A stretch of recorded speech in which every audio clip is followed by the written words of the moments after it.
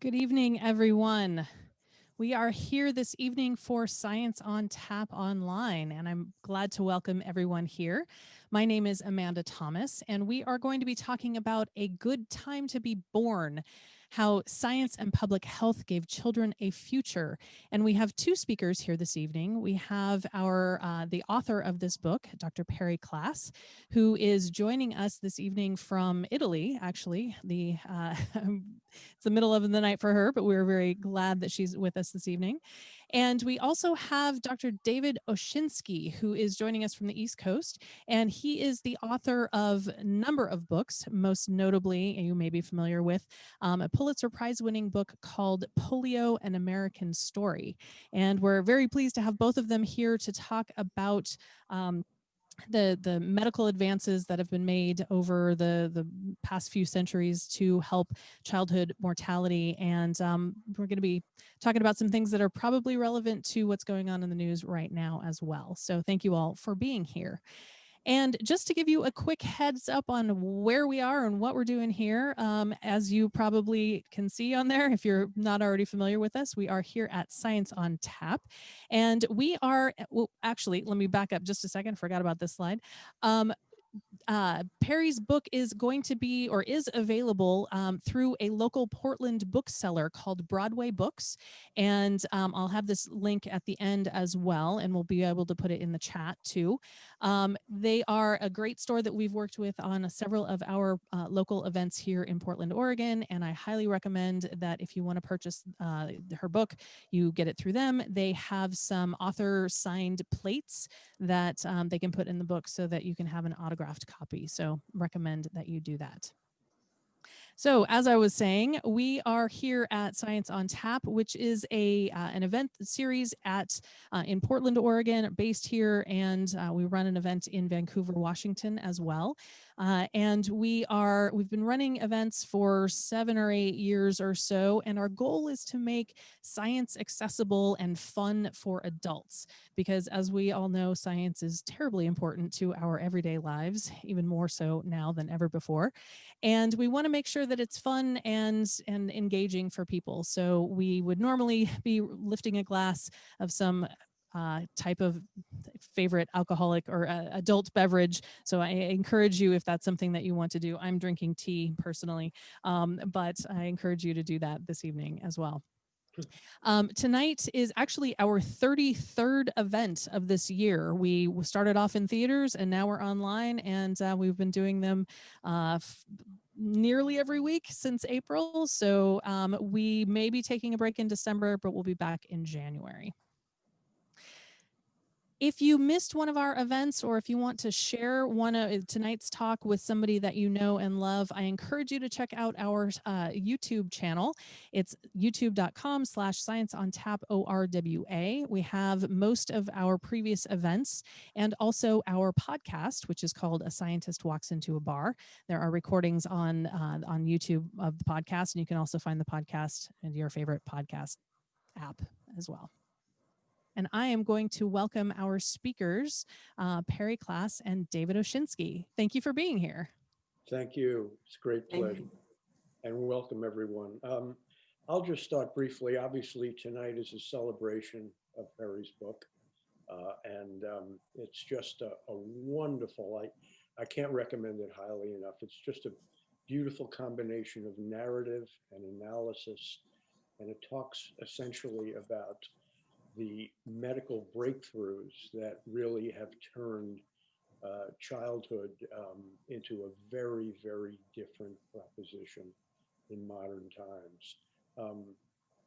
One of the things I most admire about the book is that we see progress in medicine and public health as steady, and it's broken up at times by awful pandemics, breakouts.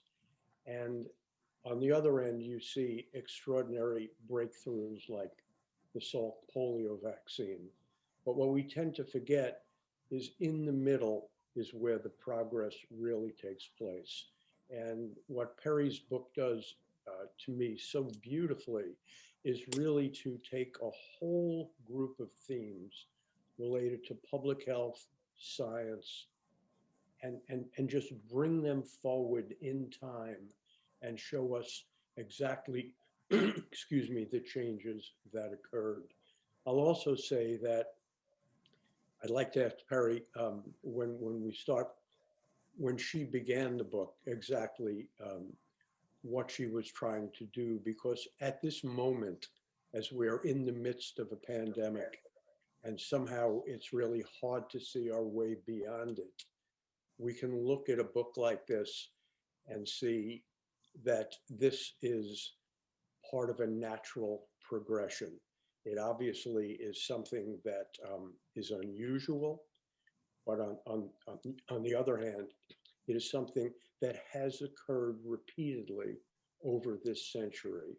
And what I think Perri Klass has tried to do is to put in context both the epidemics and the early deaths, and to show over time how we came to be a society in which the loss of a child is a tragedy, not an everyday expected event. So with that, let me turn over to Perri, who I think has a slide presentation. We'll begin with that, and hopefully then we'll go into a question and answer session, a conversation between Perri and me, and then we'll open up to the larger audience. Thank you so very much. Thank you, David, for those very kind words, which mean a tremendous amount coming from you, because your writing about science and medicine has mattered so much to me. And I'm very excited to get to talk about this with you. I'm going to start with a very quick slideshow and some images so that people will have a little bit of a sense of what I'm talking about here.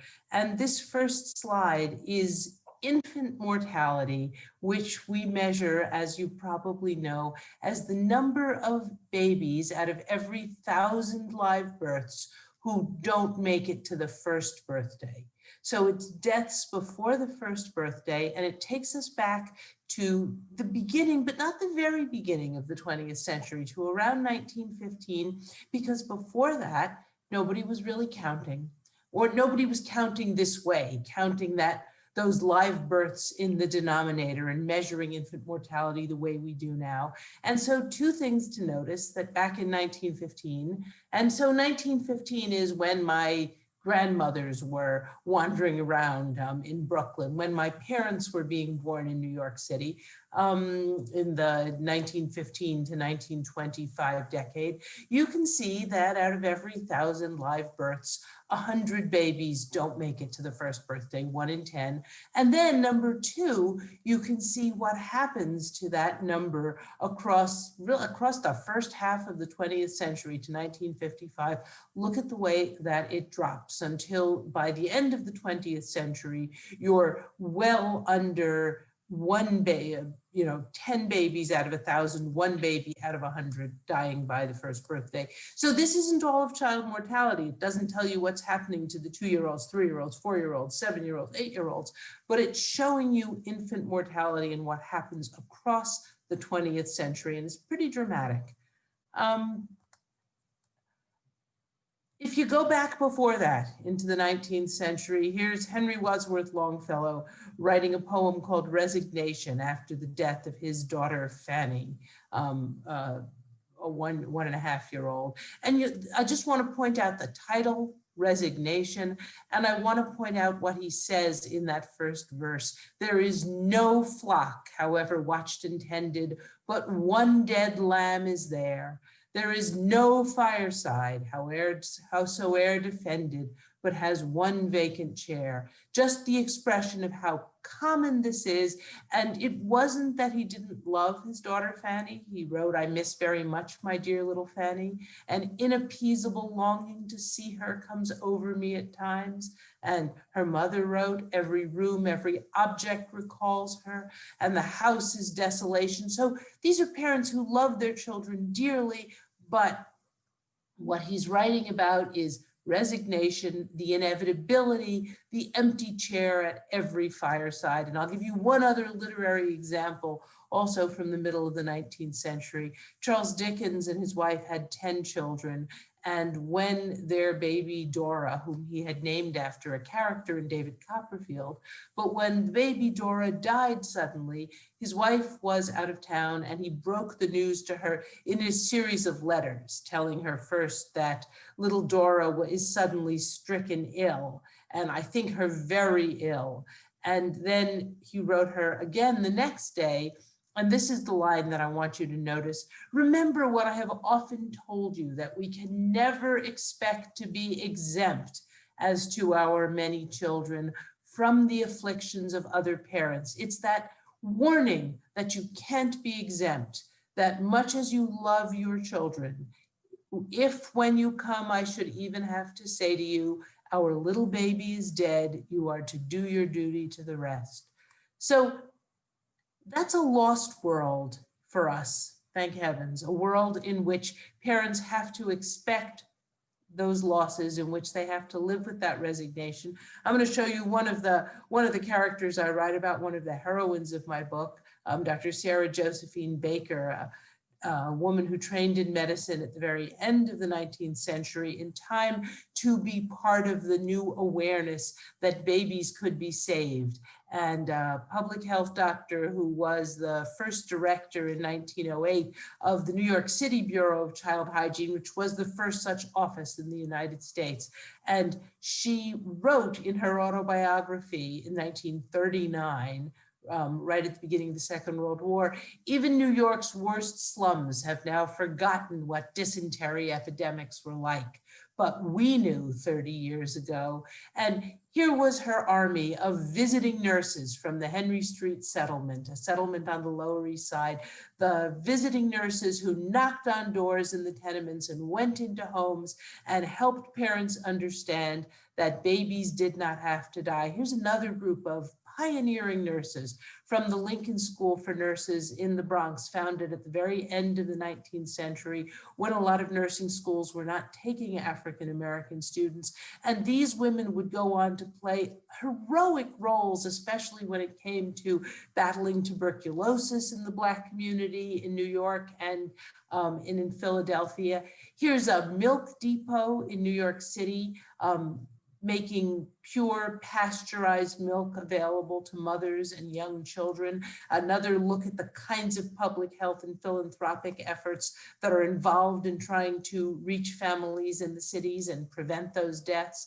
Here's one of those pioneering nurses, Elizabeth Tyler, at the Little Mothers Club in Philadelphia, teaching children who are taking care of their baby brothers and sisters how to safely take care of a baby.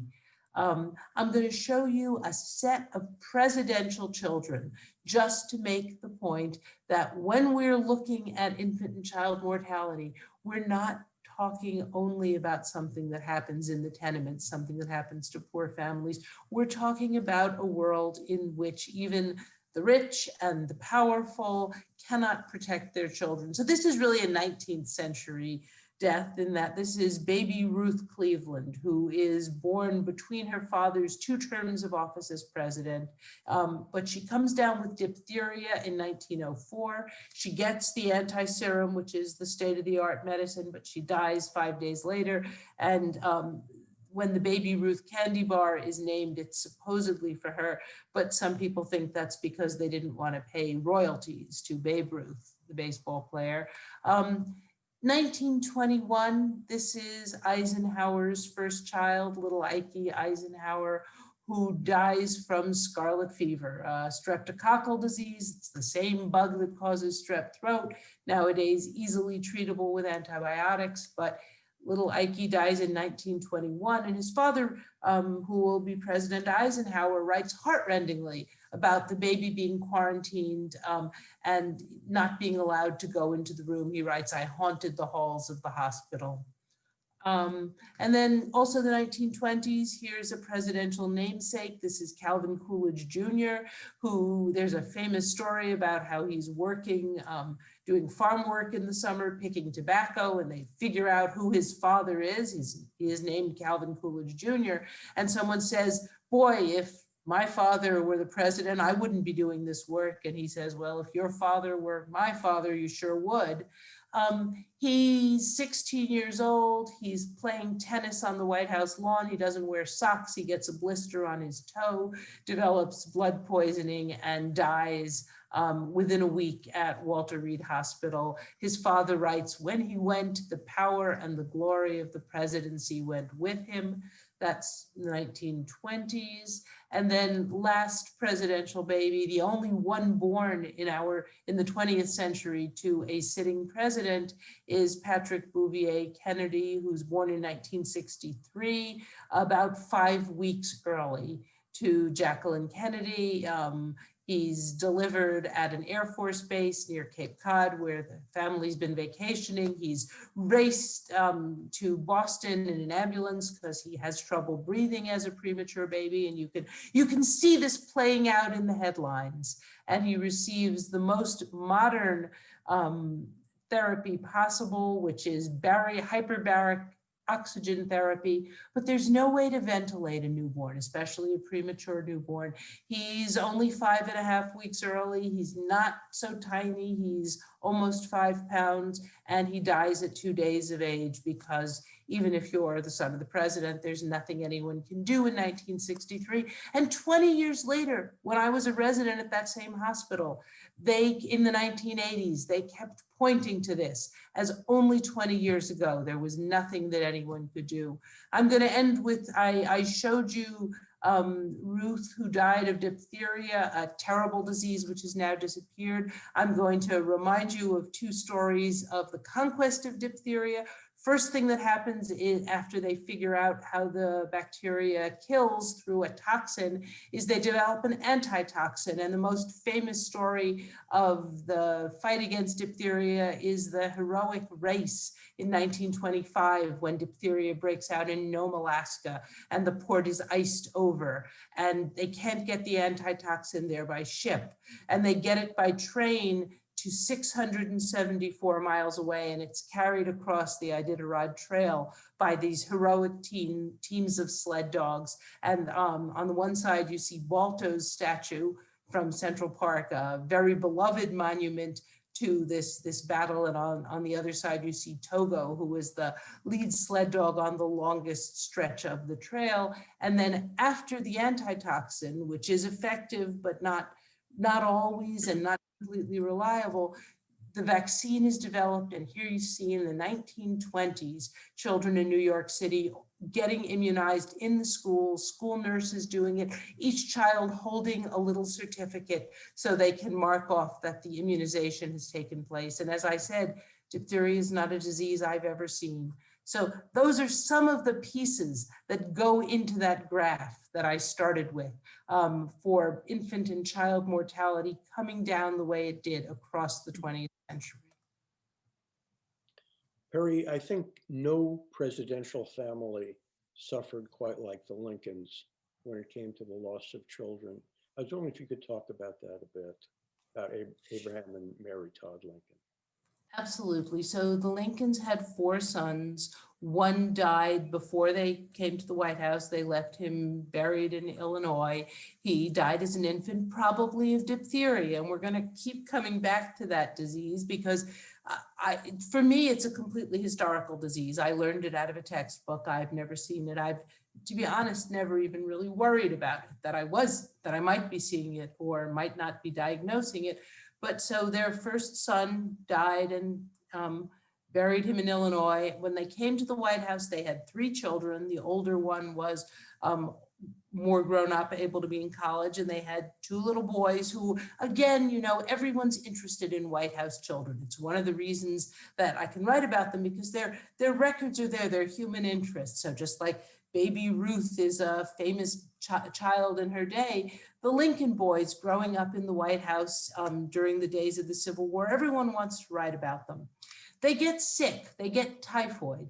They get typhoid, which is a disease that you get if there's sewage in the drinking water. It's a disease that you get in contaminated water. And the water in the White House is contaminated because the Potomac is contaminated, because it's wartime, because Washington is full of soldiers in camps, and it's just too much for the sanitation systems. So both of the president's sons in the White House get typhoid. One recovers and one dies. And this is, both parents are stricken, are saddened, are mourning, but Mary Lincoln's mourning is always felt to be excessive.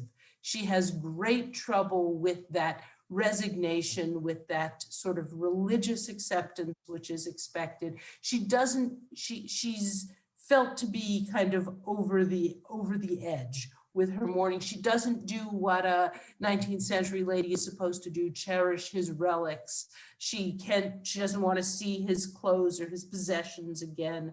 And then of course the war ends. Lincoln is assassinated. She takes the third of her four sons, who's a teenager, off with her. They go to Europe for a while, and he dies still as an adolescent, probably of tuberculosis, maybe of pneumonia complicating tuberculosis. But again, she loses the third of her four sons after losing her husband in that violent and dramatic way, and she is distraught. And the fourth son, Robert, actually ends up, there's a very celebrated trial eventually, and he has her at least temporarily committed to an institution as insane, and then she makes her way out. But I think, you know, as a story of tragedy, it's a great story for raising the question of what is excessive grief. Yes. Nowadays, would we think of as excessive grief for someone who has, you know, burying the third of her four children? Yeah. You know, in looking at your slides, a couple things come to mind. First, about Eisenhower losing his little boy. It almost comes full circle, because when the Salk polio vaccine is determined to be safe and potent and effective, President Eisenhower invites Jonas Salk to the White House. And for the first time in anyone's memory, Ike breaks down in tears as he thanks Jonas Salk for saving the children of the world. And in a way, you can see that there's something in his memory bank that makes him extraordinarily emotional at this moment. It really is. It's quite special, and very few people had ever seen him express this kind of emotion in public. The other thing was, I don't know if you know this, but Josephine Baker was the New York City public health official who was sent to round up Typhoid Mary and to bring her in. Typhoid Mary at the time was a carrier. She was in fact the first silent carrier that we know of a disease. And although she felt healthy as all get out, Josephine Baker had sort of epidemiologically figured out that she was a carrier, and people she was cooking for were getting sick. And she pulled a knife on Josephine Baker and tried to stab her, and the police had to become involved. So it's really interesting that in some ways the slides that you have are really wonderfully rich historically. So thank you for that presentation. Perri, obviously the book that you've written fits in so beautifully with the times now. In other words, this is a book, in some ways, you read it and you feel optimistic. You feel the march of science and medicine. And I was sort of curious, since you obviously started this well before the pandemic, what was in your mind? What were you trying to do when you wrote this book? I think I was trying to understand what life had been like, first for parents and then maybe also for pediatricians, in a period when you could not take for granted that your children would live to grow up. And I think I trained in the 1980s in, you know, Children's Hospital in Boston, and children's deaths were not supposed to happen.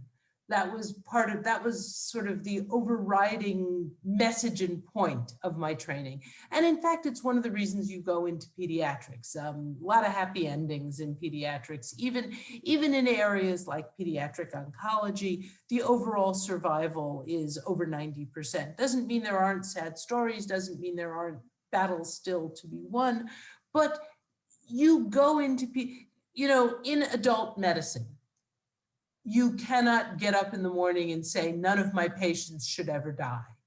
It wouldn't make sense in adult medicine. You can say, this is what I want to battle against, this is what I want to reduce. But in pediatrics, we want everyone to outgrow us. We want everyone to graduate. We want all of the babies to turn into children, to turn into adolescents, and then we want them to go on into adulthood and be taken care of by adult doctors. That was a relatively new idea in the 1980s when I was training. You wouldn't have felt that way in the 1920s or the 1890s. And so I wanted to think about how that affected the job and the daily reality of being a parent, and also the daily reality of being a pediatrician. And also, I think I wanted to celebrate it. I mean, the more I thought about it, the more it seemed extraordinary to me that parents at the end of the 20th century could look at pediatric death and say, this should not happen. This should not have happened. What laws do we need to pass? What products need to be made safer? What particular medical victories do we still need so that children can live to grow up? Yeah. And there were social victories as well. For example, during the Progressive era, they tried to end child labor, which clearly was a monumental issue at that time. They tried to have maximum hour and minimum wage laws so that parents could be home for a greater period of time, which also led to the protection of children.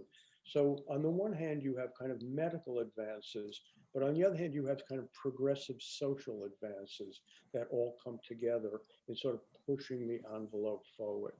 What I'd like to do, Perri, is to talk a bit about some of the diseases that I won't say have been conquered, but in many ways prevented over time. And I was wondering if you could talk a bit about, let's start with the real killers of children. Tuberculosis would be one.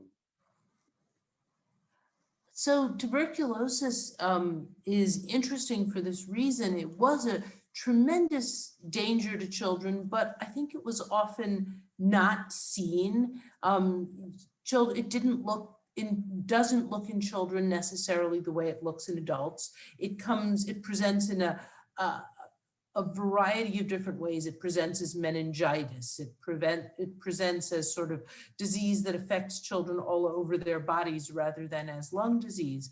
And it was an underlying disease in children who died of other causes like pneumonia. It weakened them. It was transmitted from mother to child. And it was, as it's always been, both a disease of poverty and a disease that was especially likely to occur where people were crowded together, where children were undernourished. But it was also a disease, as we know, that turned up in wealthy families and that struck down children in their adolescence. And there are lots of stories of wealthy, privileged parents who have all possible means taking a child with tuberculosis from doctor to doctor, from clinic to clinic, and nothing can be done. But it was a devastating disease in the Black community. It was a devastating disease in crowded urban areas. And it's understood and it's followed. And you should tell the Bellevue part of the story, because the pediatric, the sort of my heroine of pediatric tuberculosis is Dr. Lincoln at Bellevue. Lincoln, sure. That story. Well, as you know, Bellevue Hospital, the great public hospital in New York City, had enormous tuberculosis wards. Indeed, sometimes the overflow would have to be put on ferry boats in the East River to take care of all these children. Edith Lincoln ran basically the lung ward, or the TB ward at the time. And as you well know, Perri, streptomycin came along, and it was a remarkable antibiotic in terms of dealing with tuberculosis. But what Edith Lincoln did was really to invent a kind of multi-drug cocktail. She took Solomon Waxman's streptomycin and added other antibiotics to it. And she had remarkable results. And there are some people who feel that, at least in theory, what Edith Lincoln did with tuberculosis was what other researchers would do with HIV/AIDS, which is really incredible. I'd like to move on a bit to. Wait, before you move on, you said Sure. really nice things about my book. I think I should say that David Oshinsky's book about Bellevue and the history of this hospital is a book that everybody should read if you're interested in science and medicine. And I don't just say this because I work at Bellevue. It's an amazing book. Okay, I can say. And an amazing hospital, and thank you. I guess the disease that everyone associates with children is polio. And clearly the great polio epidemics of the post-World War II era are certainly ingrained in my mind, because I am old enough, and there may be some others in your audience as well, to remember a time when there were no vaccines. The Salk vaccine comes in the 50s, the Sabin vaccine, the live oral polio vaccine, comes in the 1960s. But before that, polio had no prevention, it had no cure, and every child was at risk. It is also, as you know, a very visual disease. In other words, you can walk into a restaurant, you don't know who has a heart condition or diabetes, but you do know who has polio. You saw the leg braces, the crutches, the wheelchairs. You see those awful photographs of iron lungs lined up wall to wall in pediatric wings of public hospitals. I was wondering if you could tell me, basically, I mean, I know it well, but if you could tell the audience sort of the story of polio and kind of its impact upon medicine and science, in this era. So naturally, I'm slightly embarrassed to tell you the story of polio, which I in part learned from you, but 2 points I'd make. First of all, one of the things I'm trying to say about these victories against infant and child mortality is that this is not one great crusade. This is a lot of different trajectories, a lot of different pieces in public health and sanitation and science and medicine, in parent advocacy. One of the things which is interesting about polio, though, I think, is that it is a crusade. Yes.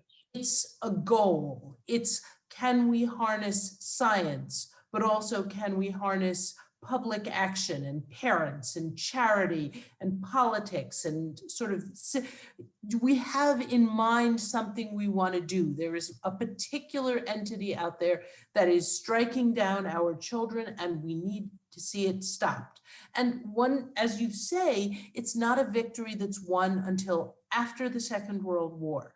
And again, I'm going to plug your book, but a point that you make is that in a world that is now supposed to be safe, when the war has been won, when hygiene is better understood, here is still this terrible disease that comes back in epidemic form every summer and strikes down healthy children. They are not safe. And so I think one point to make about polio is it actually is a real crusade. Those March of Dimes posters, those pictures, those faces, those literally the poster children who are up on the posters in their leg braces, whom you can save, the activity of the March of Dimes, the celebrities. It's a very determined crusade. And it succeeds. It raises public money for science. It supports science. There's a goal. You get vaccines, you test vaccines. And it's a moment that I think we might remember right now as we're sort of watching vaccine progress. But I think you should tell the story, not me, of the announcement that the vaccine works, the Salk vaccine. Excuse me, it was a remarkable time. And you must realize as well that we have so many vaccines today, but polio was, even by the 1950s, one of the earliest vaccines. You had a vaccine for rabies, you had one for smallpox, but there were not a whole lot of other vaccines on the market.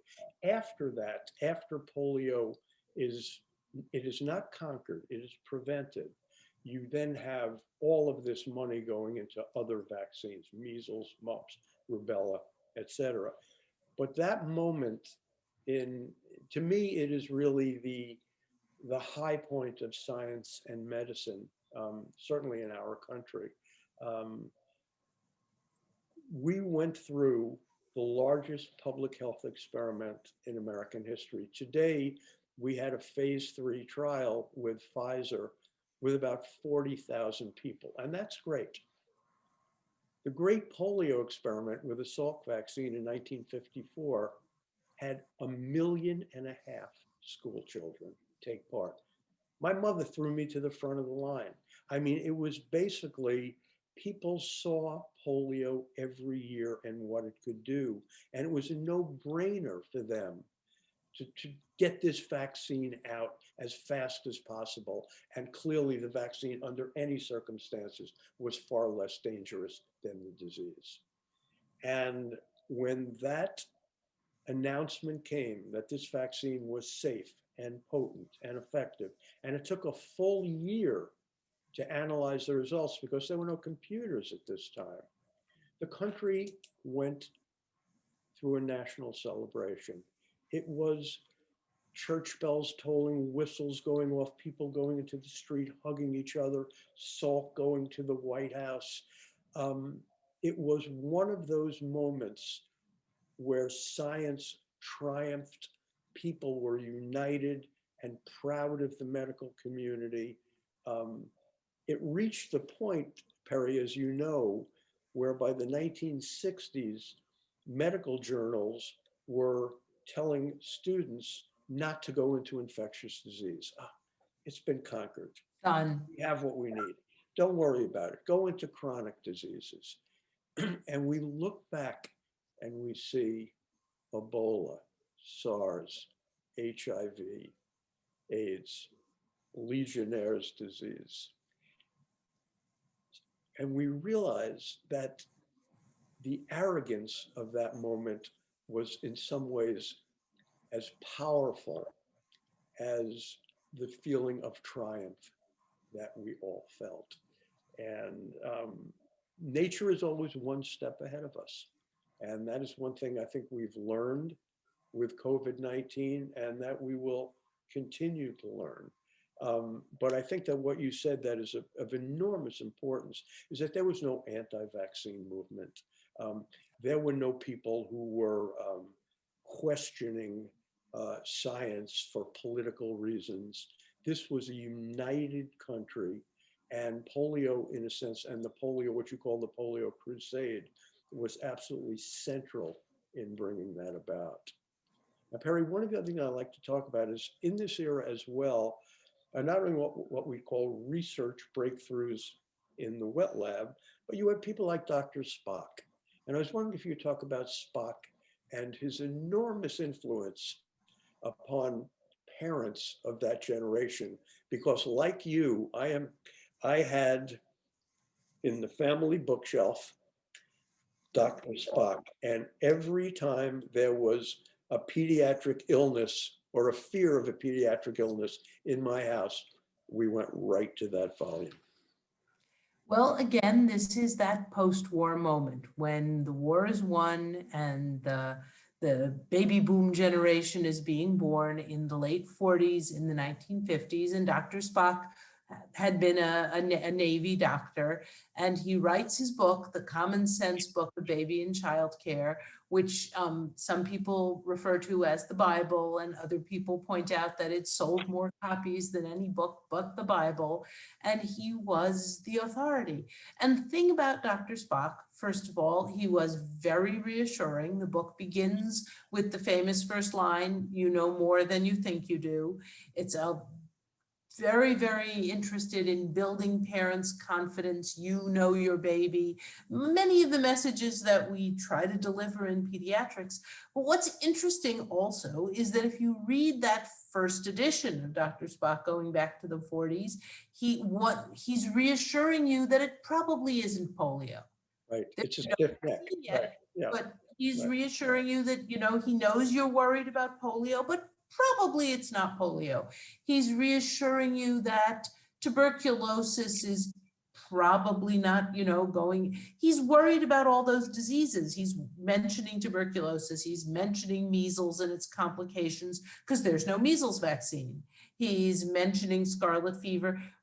He's talking about hygiene, he's talking about child development. But in that first edition, if you look up those diseases, most of these diseases are still not reliably preventable and reliably treatable.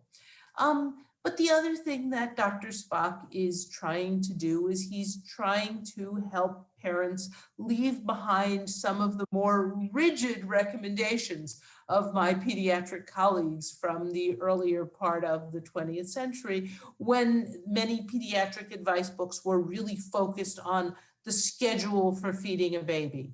Right? That a baby is a little clock. You've got to get a baby running on schedule. And if you don't get that baby running on schedule, you're somehow going to ruin that baby. That too much kissing and hugging and is somehow indulgence. And Spock is trying to tell you the baby is hungry, feed the baby. That's the famous demand feeding, which is later blamed for all the social activism of the 1960s. Spiro Agnew says it's all those children were fed on demand and now they're out in the street protesting the Vietnam War and it's all Spock's fault. But he's trying to advise you that your own instincts, the baby is hungry, feed the baby. You want to kiss the baby, that those are worth trusting. Mm-hmm. Now, Perri, we all consider you to be New York City's pediatrician, in part because of the wonderful column you write weekly for the New York Times. I was curious today, as a pediatrician, you are dealing with parents who have access to the internet. These are parents who will be reading constantly about diseases, about vaccines, and probably will come in with opinions that often question your authority. This was something that was rarely, I can't remember a pediatric visit that I was at in the 1950s where either of my parents raised a peep. What the doctor said was law, and that is what we followed. We're in a different world now, and I was wondering if you could talk about that a bit, both the pluses and minuses of it. Sure. So just to start with what I think we have to remind ourselves is that some of the result of this is a tremendous level of anxiety for parents. One of the things that can happen when you start, and I'm just writing right now about the whole issue of misinformation and COVID, we all know that spending a lot of time on the internet or spending a lot of time on social media doesn't necessarily leave you feeling reassured. You can end up feeling that everything you're doing, someone is ready to tell you it's wrong and there are going to be terrible consequences for your child because there are so many opinions out there. You're doing this, you're not doing that. What kind of a terrible parent would do this or would not do that? You're taking too many precautions. You're not taking enough precautions. You're taking the wrong precautions. So I think one thing to recognize is that all of this comes out of a genuine desire to get it right and a deep desire to keep your children safe. And you have to start with that, with the idea that people are doing this research or questioning the advice because they're genuinely anxious and because they love their children. But it's also true, and I say this not just as a pediatrician, I say this as someone who teaches journalism. One of the first things you have to say when you're teaching journalism is there are beautiful, elaborate, fancy websites out there that still cannot be trusted. Just because things look good on the internet doesn't make them true. And you spend a lot of time talking about that in journalism when you're training journalists. And it's also something that comes up in medicine. Just because you found someone on the internet who promises you with tremendous sincerity that a particular medicine or a particular routine or a particular set of behaviors is going to get you a particular set of results doesn't make it true. But you have to start with the idea that people are looking for the right reasons. And then you have to try to answer the questions. And it's not something that doctors are always good at doing. I think that, you know, sure, my parents and my grandparents had the attitude that you're talking about. You know, if you came into the doctor's office and the doctor said, I want to give the baby a shot, you just held the baby up and said, please, do you have an extra shot? And I think it took doctors a while to catch up to the idea that they needed to take a different approach, and they needed to answer questions in a different way, and they needed to not expect that reaction. Is part of the pediatric training today involved in holding that kind of conversation? In other words, if you have, you know, that there is a vaccine schedule, and for the safety of the child, that schedule must be faced. But if you come in with a parent who is hesitant or beyond hesitant, is there a way to teach a kind of conversation that will try to answer the parent's question, put the parent at ease, and do you somehow at some point reach the level where you are just not getting through, and then what is the result? This is an area of tremendous conversation and discussion and endeavor in pediatrics nowadays. There's some research on what is most effective in terms of talking and explaining with parents who are, the term we use now is vaccine hesitant. The advice has always been to stay engaged with those parents, to keep bringing up the subject, to return to it again and again. And then in recent years, some pediatric practices have raised the question of setting limits. Do I owe the other families in my practice the safety of knowing that every child over the age of 1 is immunized against measles? So if you bring in your 3-month-old who's too young to be immunized against measles, there's no risk that one of the other children in the waiting room might have measles. And that's something which has really roiled pediatrics. Do you say to families coming into a practice, if after 6 months you are not ready to be on the immunization schedule, then I think we may not be the right doctors for you. And there are practices that have tried setting limits like that. You know, we'll give it a certain period of time, but if it's not going to work out, we may not be able to continue being your doctor. And as I say, it's been controversial. There are people who think that the ethical obligation is to go on working with those families, because otherwise they're going to end up going someplace where no one wants to have those conversations. Yes, they're punishing the child in a way. Yeah. Yeah.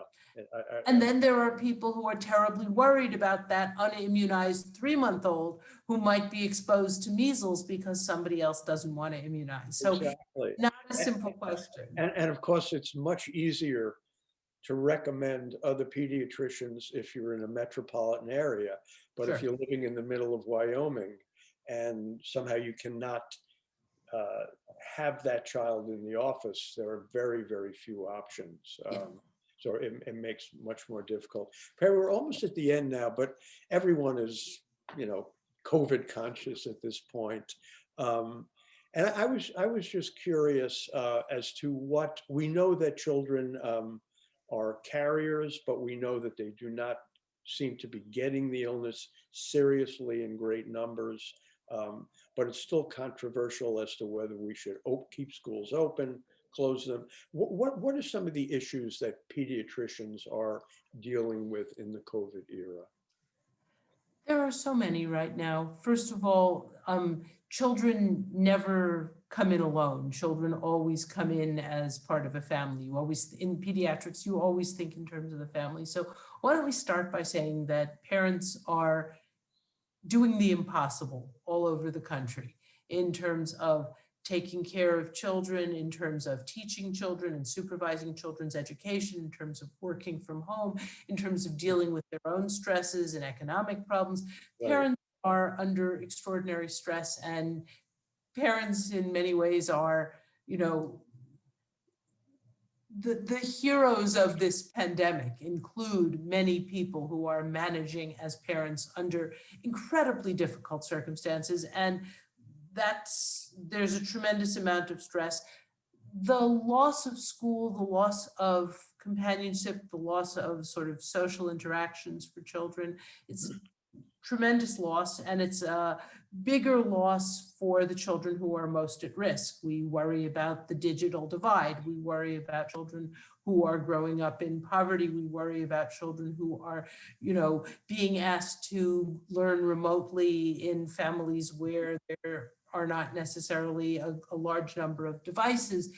But I think the pediatric position on this all through this has been not open the schools, but can we make that a priority? Can we do the other things that we need to do so that we can open schools safely? That should be our goal, even if we can't achieve it, because schools are so important, and schools are so important for many reasons.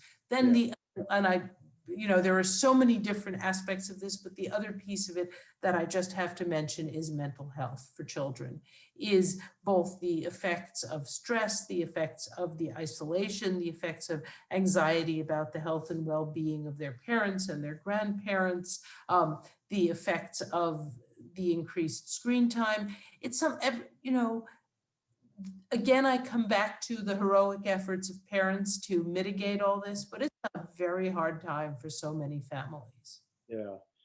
Perri, I really want to thank you. I thought this was just a terrific conversation. Let me again recommend your wonderful, elegantly written book to the audience. And I think, Amanda, I know there are a whole bunch of questions and chats out there. So I think it's now the 11 o'clock hour. So I think we are just about ready. Fantastic. Well, thank you both. And hopefully I'm up on screen with the both of you now. You are. Great. Thank you so much. It was really fascinating to hear the two of you also talking shop a little bit. It was a pleasure to listen to. Have some questions about, well, COVID, obviously, but wanted to go back a little bit. You were saying that diphtheria is largely gone, and Perri, you were saying you never saw it in your practice. Is that still a going concern? Somebody had a question about whether or not it's still out there in underdeveloped countries or places. Is that still something that we should be worried about in any way? Well, first of all, we are immunizing everybody against diphtheria. There is an effective vaccine, has been from the 20s. Diphtheria is the D in the DTP, diphtheria, tetanus, and pertussis, which is whooping cough. And we do immunize all children against it. So the reason we don't see it is because we've been immunizing successfully against it. There have been a couple of outbreaks, even in a couple of the nations of the former Soviet Union. There were some outbreaks when immunization fell off. So it's still out there, it's not eliminated, but it's fairly rare disease nowadays in most countries because this vaccination is more and more widespread, but it's certainly not gone. And one of the things I perhaps should have said when David was asking me about children and COVID is that one of the worries for pediatricians in this past year has been a decrease in immunization rates, either because parents were understandably in some cases worried about bringing children to the clinic, or other factors that got in the way. And there's been a lot of anxiety on the part of pediatricians about children being vulnerable to measles, children being vulnerable to some of the other vaccine preventable diseases. Amanda, I would also say that there is only one human disease, infectious disease, that has been wiped off the face of the earth, and that is smallpox. We're very close with polio, but smallpox is the only human disease that we don't vaccinate against anymore because there is no wild smallpox virus circulating. We had a talk a couple of weeks ago on another book that was about how to talk to anti-vaxxers, and one of the things that I thought was interesting about that, or there were many interesting things, but one of the things he brought up was when I believe it was Jenner was doing the first smallpox inoculations. He encountered the first anti-vaxxers or very early on, very early on. The anti-vaccine movement began in England right after Jenner discovered the smallpox or the cowpox vaccine. Yes, that is absolutely right. The anti-vaccine movement has been there as long as vaccines have been there. I liked what you were saying, Perri, about how coming at the conversation with your patients as they are trying to do the best for their families. They're not trying to be difficult. They're trying to make sure that everyone is healthy. To come at things from that viewpoint and having a conversation with your patients about vaccine hesitancy. I'm guessing that most of the people here in the audience are not physicians or not pediatricians. Do you have any thoughts about anything else that folks who are not medical professionals can say when their cousin decides that they're not going to vaccinate their kids or something like that? Well, I mean, the other thing I should say honestly is that, like most pediatricians, I'm trying to be open-minded and, not too judgmental, because it hasn't been very successful coming at this in the spirit of hostile patients. But pediatricians love vaccines. We believe in them. We love them. They go very deep with us. And so it's a hard question to answer because, I might try, and it's my professional obligation to be caring and empathic in the office. And I might have more trouble with a family member. All right. I might get more impatient. I might let it show that I think this is, not a good decision, that you're not. So I don't know. One of the things I learned in writing this book is how hard it is to be as frightened of diseases you've never seen. And that helped me feel a little bit more empathy. David, when I was training, our teachers used to say to us, "You've never seen polio. You've never seen," right? We'd never seen measles. And Exactly. I had a little bit of a feeling of, yeah, I read the textbook, but I've got other things to worry about. And I think that the sort of the generational memory, even for the diseases which were most terrifying my parents grew up during those annual polio epidemics in New York City. My parents remembered polio, but for me as a doctor, it was just, when someone from another country came in who had had polio as a child and had a withered leg or had, the physical findings, they would call us in to see, because this was something we would otherwise never see. It was, exotic and important and educational. But I think pediatricians have had trouble. We don't like scare tactics. We don't like to say, "Let me tell you what it will be like when the child gets meningitis." We have that in our minds. We're scared, but it's hard to do that. It's hard to do that in a way that seems sane and humane. I think you have to try to let the people you care about understand that it's because you care about them that you're afraid for the child who is not protected. I would go one step further and play bad cop here. Excuse me. And I would say that there are times when you need mandates, meaning that after an outbreak, a serious outbreak of measles in California at Disneyland, the state legislature passed a law which said that there would no longer be religious or philosophical exemptions for vaccination, only medical exemptions filled out by a pediatrician.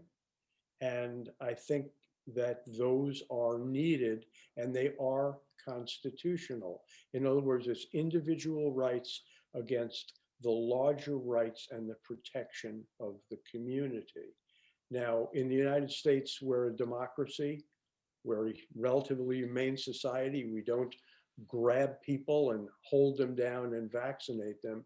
But with a mandate, you can make them pay a penalty for not vaccinating. In California, you cannot send your kid to daycare, to private school, or to public school unless that child has been fully vaccinated.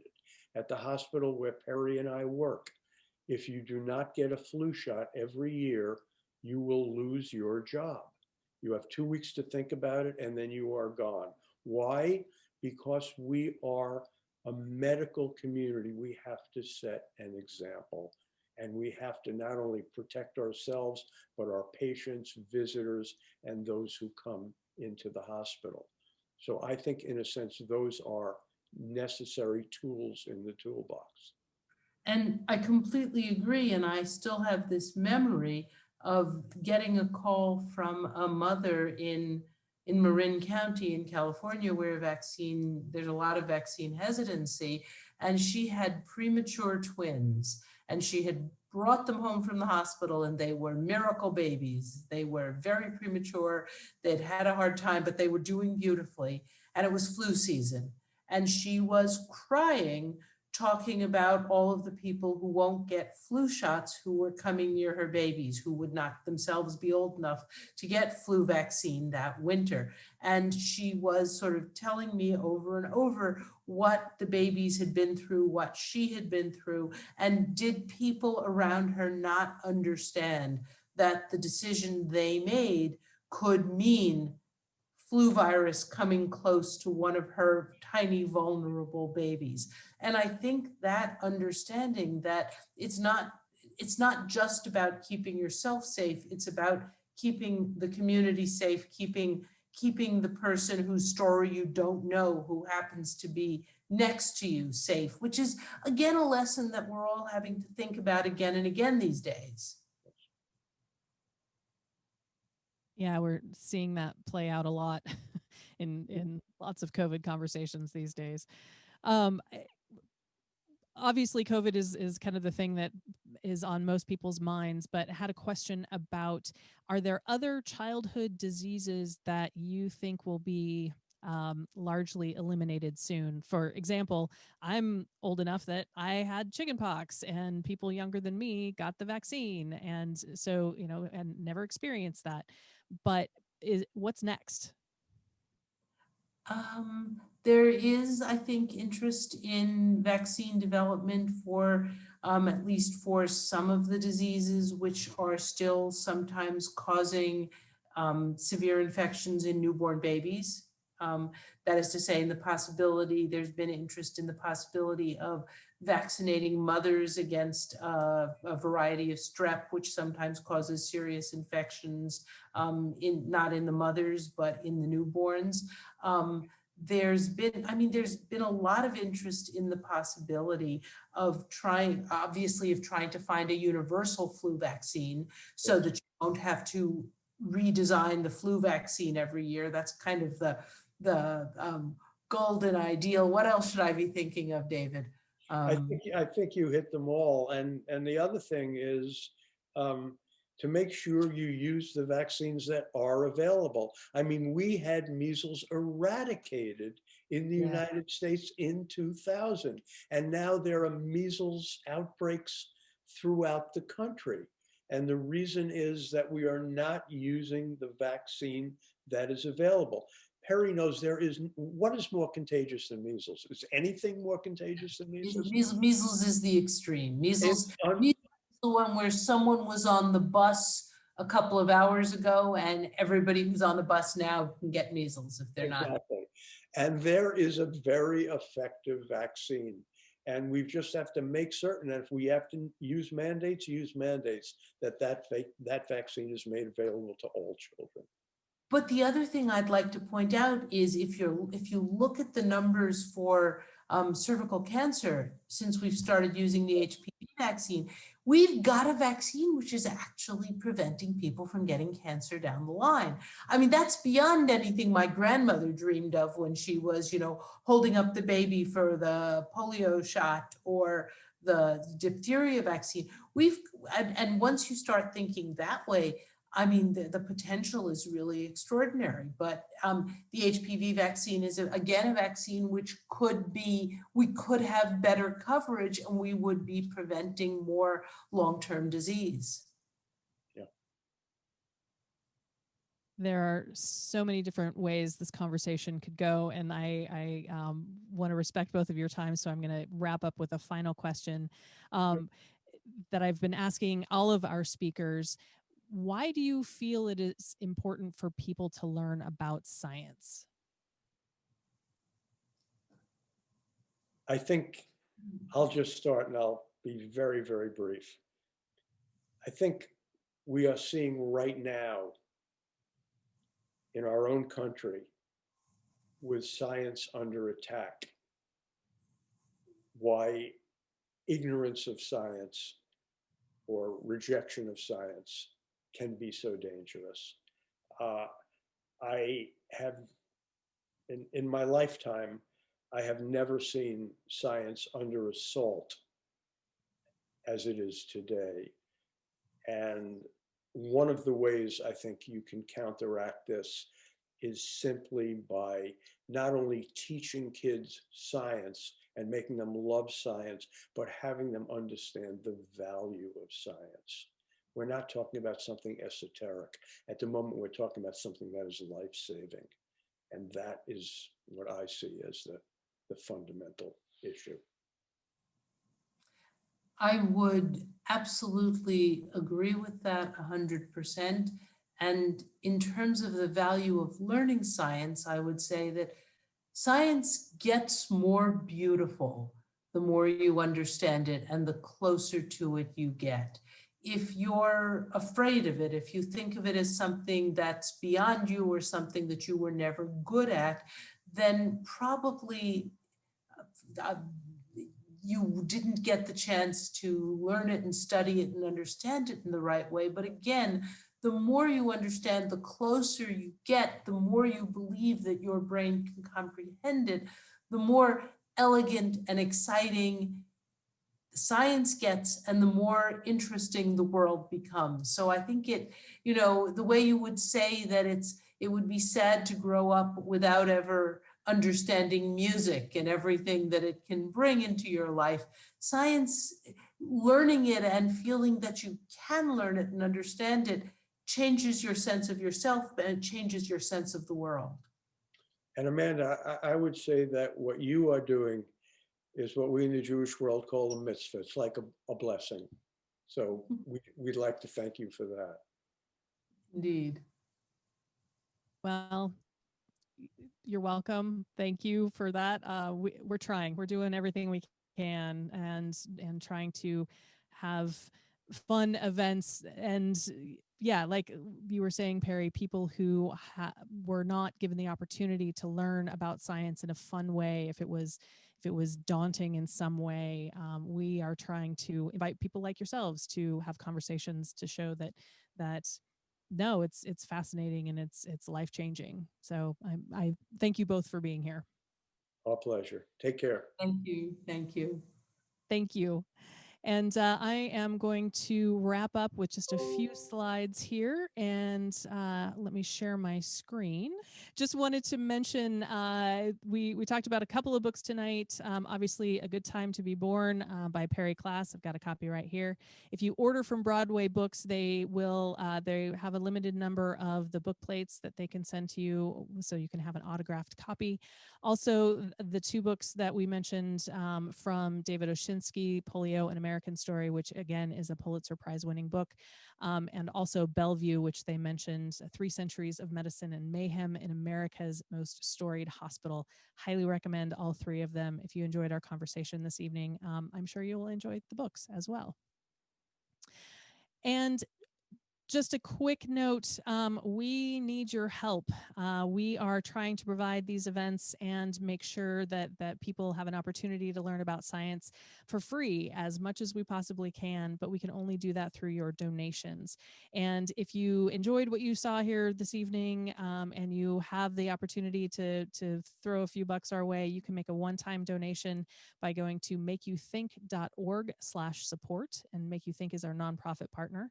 Or you can join us on Patreon, and that's patreon.com/makeyouthink, and offer anywhere from $5 or more per month, just as a support for ongoing support for Science on Tap. And speaking of Patreon, we got a boost after our last event. We are up to 128 Patreon supporters. And the folks here on screen are people who are donating $10 or more per month. And I just want to say thank you so much. I sent out a bunch of pint glasses and stuff this last week. So if you're expecting something and you didn't get it, please let me know, and I can make sure that I get that in the mail to you. And just wanted to say a quick thank you to one of our Patreon supporters. Special thank you to Carol Stewart. And I'm going to leave this slide on. If you are so compelled, we would greatly appreciate your help. Thank you so much for coming this evening. We are working on an event for December. Don't have anything ready to announce yet, but we hopefully will have that in the next week or so. Otherwise, we will be back in January, have an event scheduled for more about the history of science and the first women doctors in the United States. So you'll be seeing more about that in the coming weeks. So thank you all for coming. Stay safe. Have safe Thanksgivings. Be COVID careful. And thank you all for coming this evening. Have a great evening.